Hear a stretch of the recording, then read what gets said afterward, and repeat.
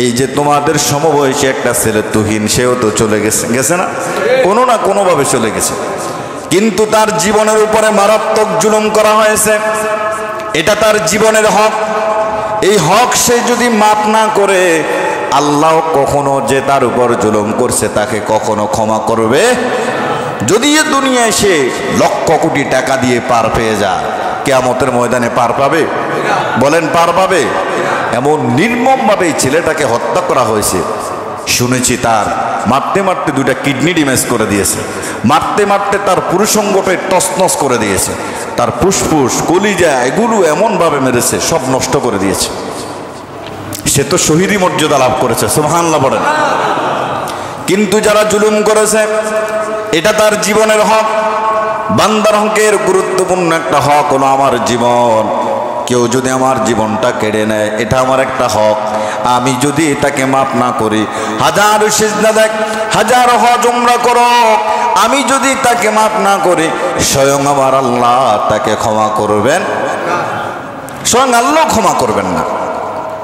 এবার আসেন, সমাজে যারা মেল দরবার করেন, সালিশ করেন, বিচার করেন, রাসূল বলেছেন সাবাআতুন ইউযিল্লুহুমুল্লাহু ফি যিল্লা ইয়াওমা যিল্লুহু ইল্লা যিল্লাহ। 7 শ্রেণীর লোককে আল্লাহ রাব্বুল আলামিন আরশের নিচে ছায়া দিবেন। কয় শ্রেণী? 7 শ্রেণী। আমরা শুধু জানি সুদ যারা খায়, সুদ যারা নেয়, সুদের সাক্ষী, সুদের লিখতে গিয়ে সাক্ষী, যারা দেখেছে, যারা দিয়েছে, যারা নিয়েছে, সমান পাপের অধিকারী। আমরা জানি না এটা? সমান পাপের অধিকারী।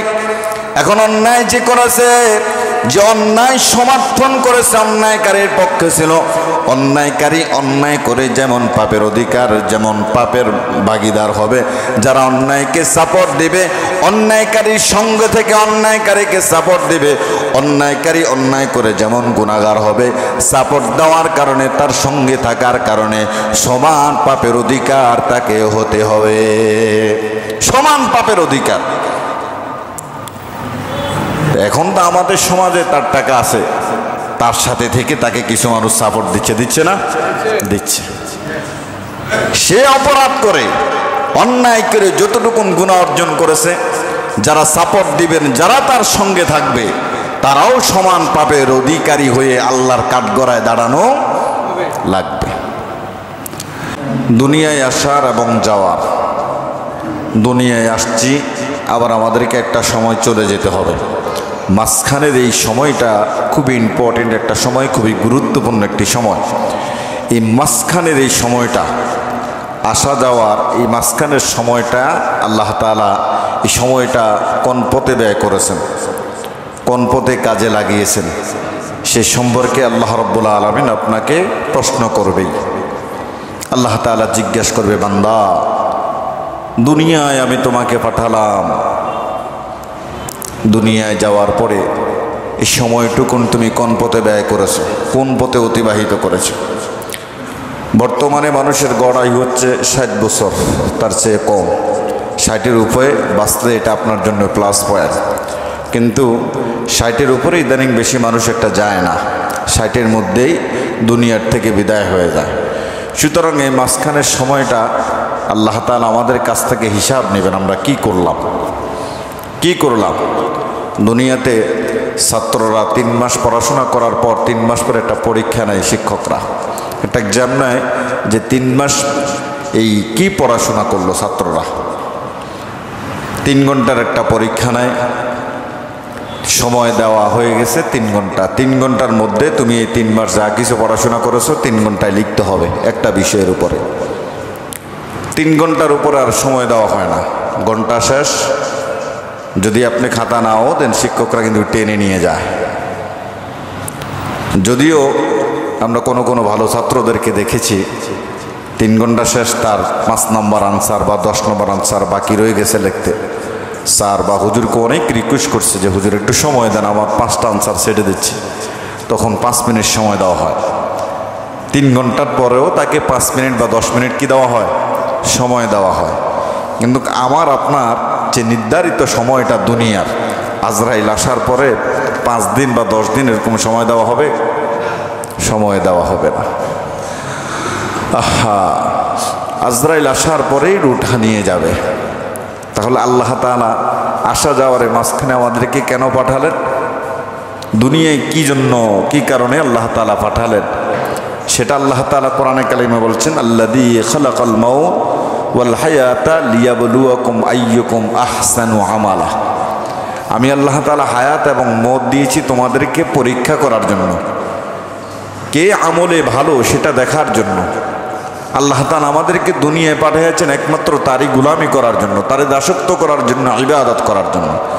আমলে কে ভালো, আখলাকে কে ভালো, কে কেমন, তার চরিত্র কেমন, ইবাদত কেমন করতেছে আল্লাহকে পাওয়ার জন্য, আল্লাহর জান্নাত পাওয়ার জন্য, আল্লাহর জান্নাত পাওয়ার জন্য সে কেমন ইবাদত করতেছে। কারণ আল্লাহ তো বলেই দিয়েছেন, ইন্নাল্লাযীনা আমানু ওয়া আমিলুস সালিহাত কানাত লাহুম জান্নাতুল ফিরদাউসি নুজুলা। ইন্নাল্লাযীনা, নিশ্চয়ই যারা, আমানু, ঈমান আনছে। এখন ঈমান আনলে বসে থাকলে চলবে? ঈমান আনার পর বসে থাকলে চলবে না। না, আপনি যদি বলেন ঈমান তো আনছি, ইবাদত করা লাগবে না, আল্লাহ তাআলা বলছেন নিশ্চয় যারা ঈমান আনছে, ওয়া আমিলুস সালিহাত, এবং নেক কাজ করছে, সৎ আমল করেছে, সৎ কাজ করেছে, কানাত লাহুম জান্নাতুল ফিরদাউসি নুজুলা। আল্লাহ তাআলা তাকে জান্নাত দেবেন। কি জান্নাত? জান্নাতুল ফিরদাউস, সর্বোচ্চ মাকাম, সর্বোচ্চ জান্নাত, সর্বোচ্চ জান্নাত। আমাদের সকলের চাওয়া আল্লাহ জান্নাত যদি দেন, জান্নাতুল ফিরদাউস দিয়া, জান্নাতুল ফিরদাউস আল্লাহ তাআলা দিবেন। সুতরাং আমি আপনি ঈমান আনলাম, ঈমান আনার পর বসে থাকলাম। সমাজে এমন অনেক মানুষকে দেখা যায় যে আমরা তো ঈমান আনছি, আমার ঈমান ঠিক আছে, নামাজ না পড়লে কি হয়েছে, আমরা মানুষের হক মাইরা খাই না, নামাজ না পড়লে কি হয়েছে, মানুষের উপরে জুলুম করি না, নির্যাতন নিপীড়ন করি না, এমন কথা বলে না? বলে, এমন কথা বলে যে আমার ঈমান ঠিক আছে। অথচ আল্লাহ বলছেন ঈমান আনার পর তোমাকে আমল করতেই হবে। কথাটা বলেছেন কে? আল্লাহ। এই জন্য আল্লাহ বলেন, লিল্লাযীনা আহসানুল হুসনা ওয়া জিয়াদা। যারা ভালো কাজ করবে, নেক কাজ করবে, আল্লাহ রাব্বুল আলামিন তাদেরকে জান্নাত দিবেন। শুধু জান্নাত নয় রে গোলাম, জান্নাতের মধ্যে আল্লাহ রাব্বুল আলামিন ওই জান্নাতীদের জন্য আরো অনেক অনেক পুরস্কার রেখে দিয়েছেন। এখন আমি ঈমান আনলাম, মোল্লা সাহেব আমি ঈমান আনছি, আমি তো কারোর হক নষ্ট করি না, কারোর উপর জুলুম করি না, অবিচার করি না, অন্যায় করি না, আমার ঈমান ঠিক আছে। ওরে আল্লাহর বান্দা, কান খাড়া করে শুনে নাও, আল্লাহ বলছেন ঈমান আনার পরে তোমার নেক কাজ করো। ঈমান তোমার ঠিক আছে, কারণ ইসলামের স্তম্ভই হলো পাঁচটি। কয়টি? বুনিয়াল ইসলামু আলা খামসিন, শাহাদাতু আল্লা ইলাহা ইল্লাল্লাহ ওয়া আন্না মুহাম্মাদান আবদুহু ওয়া রাসূলুহু। একতার সাক্ষ্য দেওয়া আল্লাহ ছাড়া কোনো মাবুদ নাই। আচ্ছা বলেন তো দেখি, আজকে যারা মসজিদে আসছেন জুমা পড়ার জন্য, সবাই মুসলমান না? সবাই মুসলমান? কেউ এখানে কাফের আছেন? কেউ এখানে হিন্দু আছেন? আমরা সবাই মুসলমান। আমরা সাক্ষ্য দিয়েছি লা ইলাহা ইল্লাল্লাহ মুহাম্মাদুর রাসূলুল্লাহ, আল্লাহ ছাড়া কোনো মাবুদ নাই। মুহাম্মদ সাল্লাল্লাহু আলাইহি সাল্লাম কার রাসূল? কার রাসূল?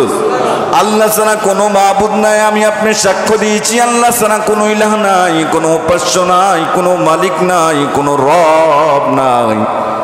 আর মুহাম্মদ সাল্লাল্লাহু আলাইহি সাল্লাম তার বান্দা এবং রাসূল।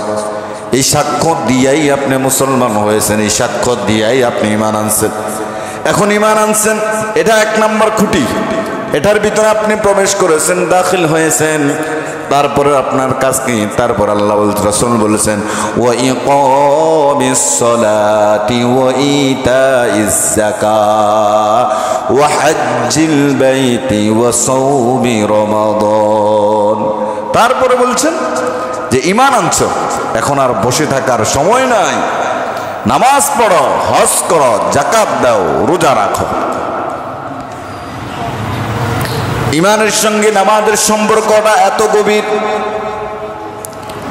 ঈমানের সঙ্গে নামাজের সম্পর্কটা এমন ভাবে লেগে আছে। আল্লাহ রাব্বুল আলামিন বলেন, ওয়ামা কানাল্লাহু লিয়ুদিআ ঈমানাকুম।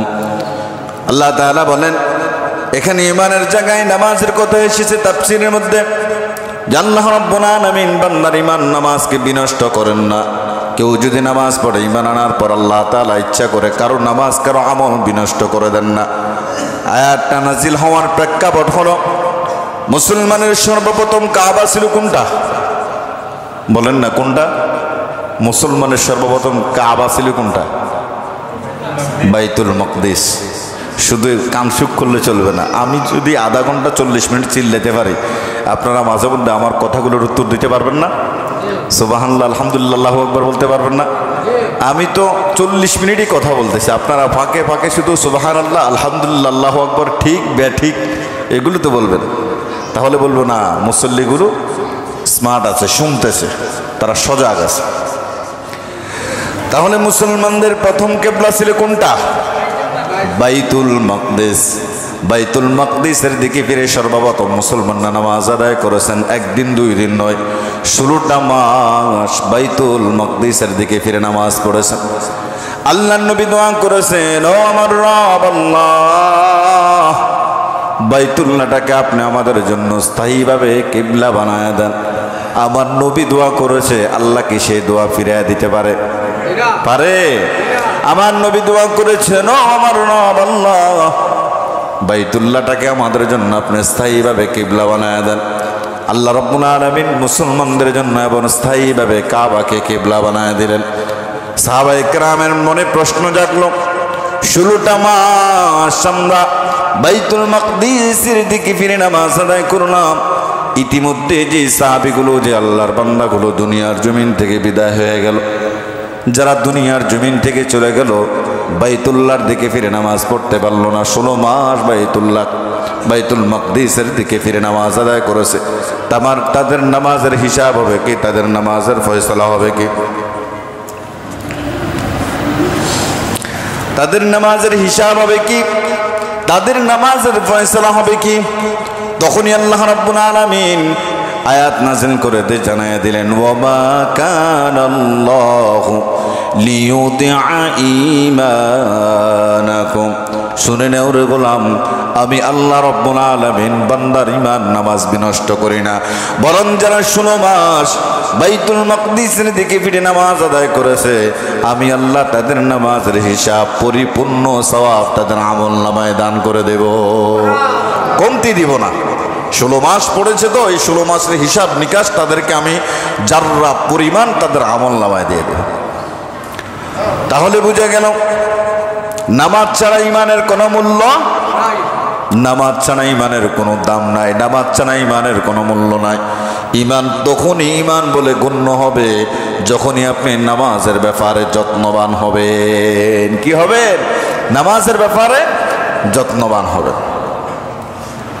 নামাজের ব্যাপারে যদি যত্নবান না হন, নামাজ যদি আদায় না করেন, কারণ দিন আমাদের চলে যাচ্ছে, একদিন চলে যাচ্ছে, হায়াত থেকে একদিন মাইনাস হয়ে যাচ্ছে, সময় চলে যাচ্ছে, সময় মাইনাস হয়ে যাচ্ছে। যে সময়গুলো অতিবাহিত হয়েছে এই সময়গুলো ফিরে আর আসবে? বলেন ফিরে আর আসবে? আনতে পারবেন? বৃদ্ধ যারা হয়ে গেছেন, ইচ্ছা করলেও যৌবনকালটা ফিরে আনতে পারবেন না। যারা একেবারে বৃদ্ধ হয়ে গেছেন, যৌবন শক্তি হারায় ফেলছেন, ইচ্ছা করলো আর যৌবনটাকে ফিরে আনতে পারবেন না। এখন শুধু সময় গুনতেছেন কখন আল্লাহ তাআলা ডাক দেয় আর কখন চলে যেতে হয়, কখন চলে যাবেন। এই জন্য দেখবেন আপনি রং তামাশা করে দুনিয়ায় চলতেছেন, হঠাৎ একদিন দুনিয়ার জমিন থেকে বিদায় হয়ে গেলেন, আপনার সময়গুলো সব শেষ হয়ে গেল। সময়টা কোনো কাজে লাগাতে পারলেন না, না পারলেন আল্লাহর ইবাদত করতে, না আল্লাহর বান্দি করতে, জান্নাতও পেলেন না, আল্লাহর ভালোবাসাও পেলেন না। পরিশেষে হিসাব নিকাশ করে দেখবেন মৃত্যুর পরে আপনি জাহান্নামে হয়ে গেলেন, মৃত্যুর পরে জাহান্নামে হয়ে গেলেন। জিন্দিগিটা একদিন ফাঁকি দিয়ে চলে যাবে, টেরও পাবেন না। জিন্দিগি তো যাই রে ফাঁকি দিয়া রে, সোনার আদম জিন্দেগি তোর যায় ফাঁকি দিয়া। ও আদম রে ফাঁকি দুনিয়া গেছে দাড়ি, দন্ত আছে গোটা সারি, সমনুজারি গিয়াছে করিয়া রে সোনার আদম জিন্দেগি তোর যায় ফাঁকি দিয়া। জিন্দেগি তোর যাই রে ফাঁকি দিয়া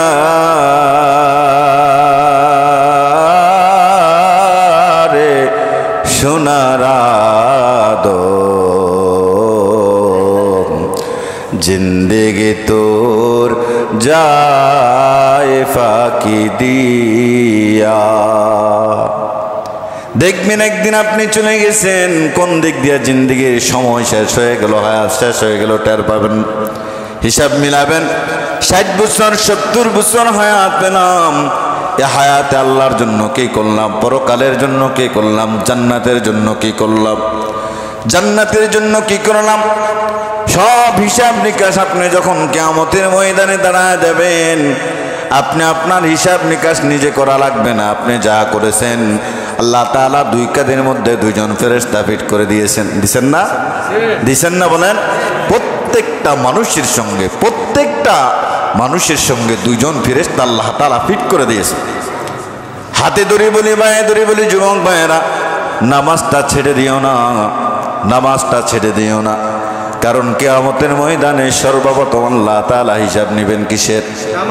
আউয়ালু মা ইউহাসাবু বিহিল আবদু ইয়াউমাল কিয়ামাতিস সালাত। তোমার আমার সমবয়সী কত আল্লাহর বান্দা যুবক দুনিয়ার জমিন থেকে চলে যাচ্ছে, কোনো না কোনোভাবে চলে যাচ্ছে। এই যে তোমাদের সমবয়সী একটা ছেলে তুহিন, সেও তো চলে গেছে না? কোনো না কোনোভাবে চলে গেছে, কিন্তু তার জীবনের উপরে মারাত্মক জুলুম করা হয়েছে। এটা তার জীবনের হক। এই হক সে যদি মাপ না করে, আল্লাহ কখনো যে তার উপর জুলুম করছে তাকে কখনো ক্ষমা করবে। যদি এ দুনিয়ায় সে লক্ষ কোটি টাকা দিয়ে পার পেয়ে যায়, কিয়ামতের ময়দানে পার পাবে? বলেন পার পাবে? এমন নির্মমভাবে এই ছেলেটাকে হত্যা করা হয়েছে। শুনেছি তার মারতে মারতে 2টা কিডনি ড্যামেজ করে দিয়েছে, মারতে মারতে তার পুরুষাঙ্গটা তছনছ করে দিয়েছে, তার ফুসফুস কলিজা এগুলো এমনভাবে মেরেছে, সব নষ্ট করে দিয়েছে। সে তো শহীদি মর্যাদা লাভ করেছে, সুবহানাল্লাহ বলেন।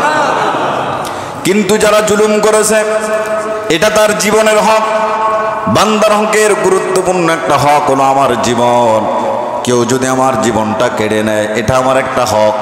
আমি যদি তাকে মাফ না করি, হাজার সিজদা দেখ, হাজার হজ উমরা করো, আমি যদি তাকে মাফ না করি, স্বয়ং আমার আল্লাহ তাকে ক্ষমা করবেন, স্বয়ং আল্লাহ ক্ষমা করবেন না। এবার আসেন, সমাজে যারা মেল দরবার করেন, সালিশ করেন, বিচার করেন, রাসূল বলেছেন সাবাআতু ইউযিল্লুহুমুল্লাহু ফি যিল্লিহি ইয়াওমা যিল্লুহু ইল্লা যিল্লাহ। 7 শ্রেণীর লোককে আল্লাহ রাব্বুল আলামিন আরশের নিচে ছায়া দিবেন। কয় শ্রেণী? 7 শ্রেণী। আমরা শুধু জানি সুদ যারা খায়, সুদ যারা নেয়, সুদের সাক্ষী, সুদের লিখতে গিয়ে সাক্ষী, যারা দেখেছে, যারা দিয়েছে, যারা নিয়েছে, সমান পাপের অধিকারী। আমরা জানি না এটা? সমান পাপের অধিকারী। এখন অন্যায় যে করেছে, যে অন্যায় সমর্থন করেছে, অন্যায়কারীর পক্ষে ছিল, অন্যায়কারী অন্যায় করে যেমন পাপের অধিকার, যেমন পাপের ভাগীদার হবে। যারা অন্যায়কে সাপোর্ট দিবে, অন্যায়কারীর সঙ্গে থেকে অন্যায়কারীকে সাপোর্ট দিবে, অন্যায়কারী অন্যায় করে যেমন গুনাহগার হবে, সাপোর্ট দেওয়ার কারণে, তার সঙ্গে থাকার কারণে সমান পাপের অধিকার তাকে হতে হবে। সমান পাপের অধিকার। এখন তো আমাদের সমাজে তার টাকা আছে, তার সাথে থেকে তাকে কিছু মানুষ সাপোর্ট দিচ্ছে, দিচ্ছে না? দিচ্ছে। সে অপরাধ করে, অন্যায় করে যতটুকুন গুনাহ অর্জন করেছে, যারা সাপোর্ট দিবেন, যারা তার সঙ্গে থাকবে, তারাও সমান পাপের অধিকারী হয়ে আল্লাহর কাঠগড়ায় দাঁড়ানো লাগবে। এই জন্য নামাজ আমাদের ছাড়া যাবে না। কারণ আল্লাহর হাবিব সাল্লাল্লাহু আলাইহি সাল্লাম বলেন, ওয়াবাইনার রাজুলু বাইনাশ শিরকি ওয়াল কুফরি তারকুস সালাহ। বান্দা শিরক কুফরের মধ্যে পার্থক্য হলো নামাজ। কি নামাজ? মুসলমান এবং কাফেরদের মধ্যে পার্থক্য কি বলেন? নামাজ। মুসলমান এবং কাফেরের মধ্যে পার্থক্য হলো নামাজ। বেনামাজি যারা নামাজ পড়ে না তাদেরকে কি বলে? বেনামাজি। বেনামাজির ইমানটা হলো কচু পাতার পানির মতো। কচু পাতা চেনেন? কচু পাতার মধ্যে দেখবেন পানি রাখলে এটা কি এক জায়গায় স্থির থাকে? এটা কি এক জায়গায় স্থির থাকে? এটা এক জায়গায় স্থির থাকে না। এই একটা কচু পাতা নেবেন, এটার মধ্যে আপনি একটু পানি রাখবেন, দেখবেন এটা যদি এক জায়গায় স্থির রাখেন না, এটা এদিকে দৌড়াবে, ওদিকে দৌড়াবে, ওদিকে দৌড়াবে, ওদিকে দৌড়াবে। তেমনভাবে বেনামাজি যারা নামাজ পড়ে না তাদের ইমানটা এভাবে দৌড়াদৌড়ি করে। সমাজে এমন কিছু মানুষ আছে তাদের সম্পর্কটা মাজারের সঙ্গে, মাজার পূজার সঙ্গে, মসজিদের সঙ্গে থাকে না, সেজদার সঙ্গে থাকে না, আল্লাহর সঙ্গে থাকে না। কারণ পীর সাহেব, কিছু কিছু পীর সাহেব বলে দিয়েছে নামাজের মতো নামাজ এক ওয়াক্ত পড়লেই যথেষ্ট। ঠিক কি না? এই যে নামাজের মতো নামাজ এক ওয়াক্ত পড়লেই যথেষ্ট, সে ওই 7টা এক ওয়াক্ত পড়ছে আর বাকি 6 দিন নামাজে ছেড়ে দিয়েছে। আর যাদের সম্পর্কটা মসজিদের সাথে, যাদের সম্পর্কটা আল্লাহর ঘরের সাথে, আল্লাহর সাথে, তাদের সম্পর্ক কখনো মাজারের সঙ্গে থাকে। আমরা মাজার বিরোধী না, ওলি আল্লাহদের বিরোধিতা আমরা করি না। কারণ এই দেশে ইসলাম এসেছে আল্লাহর ওলিদের কারণে। ঠিক কিনা বলেন? এদেশে ইসলাম এসেছে আল্লাহর ওলিদের কারণে। সুতরাং আমরা আল্লাহর ওলিদের বিরোধিতা করি না, ওই সমস্ত পীর সাহেবের বিরোধিতা করি যারা নামাজ পড়ে না, নারী পুরুষ একসাথে নাচ গান করে, তাদের বিরোধিতা আমরা করি। কথা বলেন ঠিক কিনা? যারা সেজদা নেয়, যারা মাজারও সেজদা দেয়, নিজেদের পায়েও সেজদা নেয়, এই সমস্ত বন্ড পীরদের বিরোধিতা আমরা করি। এই জন্য আল্লামা ইকবাল চমৎকার ভাবে বলেছেন, তোমরা যারা আল্লাহকে সিজদা দাও মনে করতে পারো এই সিজদাটা সাধারণ সিজদা, কিন্তু এটা সাধারণ কোনো সিজদা নয়। এই সিজদা দেওয়ার কারণে আল্লাহ রাব্বুল আলামিন তোমাকে হাজারো কুফর থেকে, শিরক থেকে, মাজার সিজদা দেওয়া থেকে, পীর সাহেবকে সিজদা দেওয়া থেকে আল্লাহ তোমাকে হেফাজত করেন। সুবহানাল্লাহ। এই জন্য নামাজ ছাড়া যাবে না। সর্বাবস্থায় নামাজ পড়তে হবে, দাঁড়িয়ে বসে শুয়ে হলেও নামাজ আদায় করতে হবে, ইশারা হলেও নামাজ আদায় করা লাগবে। নামাজ ছাড়া যাবে না। বাড়িতে থাকেন, গাড়িতে থাকেন, বাসে থাকেন, বিমানে থাকেন, জাহাজে থাকেন, লঞ্চ স্টিমারে থাকেন, যেখানেই থাকেন, নামাজের সময় হবে, আর দেরি করবেন না। নামাজ আপনাকে পড়ে নিতে হবে, পড়ে নিতেই হবে। নামাজ ছাড়া যাবে না। আমরা সবাই ভালো মৃত্যুর আশা করি না? বলেন, আমরা এখানে যারা আছি আমরা চাই মৃত্যুর সময় আমার কালিমাটা নসিব হোক, চাই না? আমরা কি চাই না আমার মৃত্যুর সময় রুহুটা একবারে সরাসরি খুব আদবের সঙ্গে সুন্দরভাবে বের হয়ে যাক, চাই না? চাই। তাহলে কি করতে হবে? যখনই মুয়াজ্জিন আযান দেবে হাইয়া আলাস সালাহ, হাইয়া আলাল ফালাহ, আর বসে থাকা যাবে না। অফিসে থাকেন, দোকানে থাকেন, যেখানেই থাকেন, আপনি যদি সময় মতো নামাজটা পড়ে নিতে পারেন, ইন্তেকালের সময় আপনার দেহ থেকে রূহটা তেমনভাবে বাহির হবে যেমনভাবে একটা শিশু সন্তান তার মায়ের বুকের দুধ খেতে খেতে ঘুমায় যায়, মাটার পায় না, তেমনভাবে আপনার রূহটা কোন দিক দিয়ে বাহির হয়ে গেল আপনি নিজেও টের পাবেন না। সুবহানাল্লাহ বলেন। আর যারা অফিসে দোকান পাড়ে বসে থাকে, আজান হয়, এই যাচ্ছি যাব একটু 5 মিনিট আর 10 মিনিট এই বলে আর নামাজ পড়া হয় না, তাদের মৃত্যুর সময় তাদের রূহটা দেহর এদিক সেদিক লুকোচুরি করে, বের হতে চায় না। কারণ বের হলে আজরাইল নিয়া এই রূহটার উপরে শাস্তি প্রয়োগ করবে, তখন সে আর বের হতে চায় না, অনেক কষ্ট করে বের হয় দেহ থেকে। সুতরাং আমরা সবাই চাই মৃত্যুর সময় আমার রূহটা সুন্দরভাবে বের হোক, চাই না? আল্লাহ তাআলা আমাদের রূহটাকে সুন্দরভাবে বের হওয়ার তৌফিক দান করুক, ইমানের সাথে ইন্তেকাল করার, ইমানের সাথে মরার, জবানে কালিমা থাকার নসিব আল্লাহ যেন করেন। সকলে বলি আমিন। আল্লাহ তাআলা কবুল করুক। কারণ ভালো মৃত্যুর 1 নম্বর গুণ হলো সে 5 ওয়াক্ত নামাজ বা জামাতের সাথে আদায় করবে। কিসের সাথে আদায় করবে? জামাতের সাথে আদায় করবে। মালিক বিন দিনার রাহিমাহুল্লাহ আলাইহি জগৎ শ্রেষ্ঠ আল্লাহর একজন ওলি ছিলেন। মালিক বিন দিনার রাতের বেলায় ঘুমের ঘরে ঘুমায় আছেন, স্বপ্ন দেখলেন তার পাশের বাড়ির একজন আল্লাহর ওলি জান্নাতের ভিতরে খুব আরামে আছেন, ঘুরতেছেন। বলে আল্লাহর ওলি, দুনিয়ার জমিন থেকে যাওয়ার পরে তোমার সাথে আল্লাহ কেমন আচরণ করেছে, কেমন ব্যবহার করেছে? বলে শুনো, আল্লাহ তাআলা আমার সাথে কেমন আচরণ করেছে? আমার সঙ্গে আল্লাহ তাআলা ভালো আচরণ করেছে, জান্নাতে আছি, জান্নাতের নাজ নেয়ামত খাচ্ছি। তবে আমার সে ভালো আচরণ, ভালো ব্যবহার করা হয়েছে আমার পাশের বাড়ির একজন মুসির সাথে। সুবহানাল্লাহ বলেন। মালিক বিন দিনার পরের দিন ঘুম থেকে উঠে ফজর নামাজ আদায় করে চলে গেলেন ওই মুসির বাড়িতে। গিয়ে দেখলেন মুসি নাই। মুসির সন্তানদেরকে বলেন, আচ্ছা বাবা বলো তো, তোমার বাবা এমন কি আমল করতো যে আমলের কারণে গত রাত আমি স্বপ্নের ঘরে শুনতে পেয়েছি তোমার বাবার সাথে আল্লাহ রাব্বুল আলামিন জান্নাতে খুব ভালো ব্যবহার করেছে? সন্তান বলল, আমরা তো জানি না বাবা কি আমল করে, তবে মা হয়তো বলতে পারবেন বাবার আমলটা কি। স্বামী কেমন বলতে পারবে কে? স্বামী কেমন বলতে পারবে কে? স্ত্রী। সন্তান কেমন সেটা মা বাবা বলতে পারবে না। আপনি আপনার মা বাবার অনায়াসে গুনাহ করেন, আপনি আপনার মা বাবার অনায়াসে অপরাধ করেন, সেটা মা বাবা জানে না। কিন্তু স্ত্রী আপনি কেমন, আপনার চরিত্র কেমন, এটা ভালোভাবেই জানে। এই জন্য স্ত্রীকে বললেন, ও আল্লাহর বান্দি বলো তোমার স্বামী কেমন ছিল, আচরণ কেমন ছিল, কি এমন আমল করতো যে কারণে আল্লাহ তার সঙ্গে জান্নাতে খুব ভালো ব্যবহার করেছেন? বলে তাহলে শুনেন, আমার স্বামী মুসির কাজ করত। মুসির কাজ করা অবস্থায় যখনই মুয়াজ্জিন আযান দিতেন, হাইয়া আলাস সালাহ, আমার স্বামী সব কাজ ফেলে দিয়ে আল্লাহর হুকুম নামাজের জন্য মসজিদে দৌড়ে চলে যেতেন। সুবহানাল্লাহ। আবার যখন রাতের গভীর হয়ে যেত, দুনিয়ার সব মানুষ ঘুমায় থাকতো, আমার স্বামী নামাজের মধ্যে দাঁড়ায় যেতেন, তাহাজ্জুদের নামাজ। আমি অনেক সময় সজাগ হয়ে দেখি স্বামী আমার পাশে নাই। কোথায় গেল স্বামী? খুঁজতে খুঁজতে দেখি আর কোথাও নাই। আমার স্বামী পাশের রুমে যাই নামাজ বিছায় নামাজের মধ্যে দাঁড়ায় আছে। সুবহানাল্লাহ।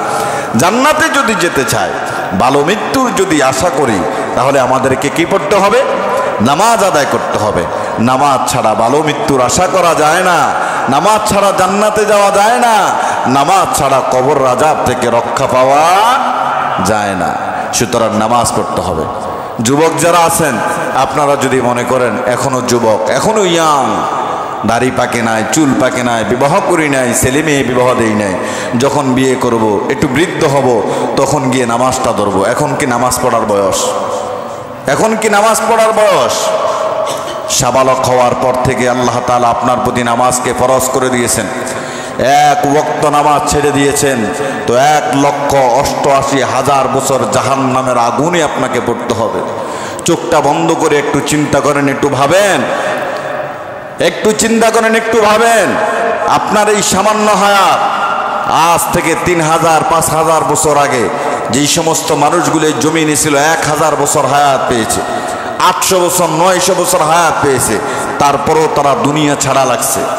সুতরাং তুমি মনে কইরো না আজ তোমার শরীরে শক্তি আছে, নামাজ পড়া লাগবে না, ইবাদত করা লাগবে না। সুতরাং আল্লাহ তাআলা তোমাকে সৃষ্টি করেছেন এই উদ্দেশ্যে তুমি তার গোলামি করবা, এই উদ্দেশ্যেই তুমি তার ইবাদত করবা। তুমি মন যেমনি চায় তেমনি চলা যাবে না, মন যা চায় তা করা যাবে না। সুতরাং 5 ওয়াক্ত নামাজ আমাদেরকে আদায় করতে হবে। আল্লাহ তাআলা আমাদেরকে নামাজ আদায় করার তৌফিক দান করুন। সকলে বলি আমিন।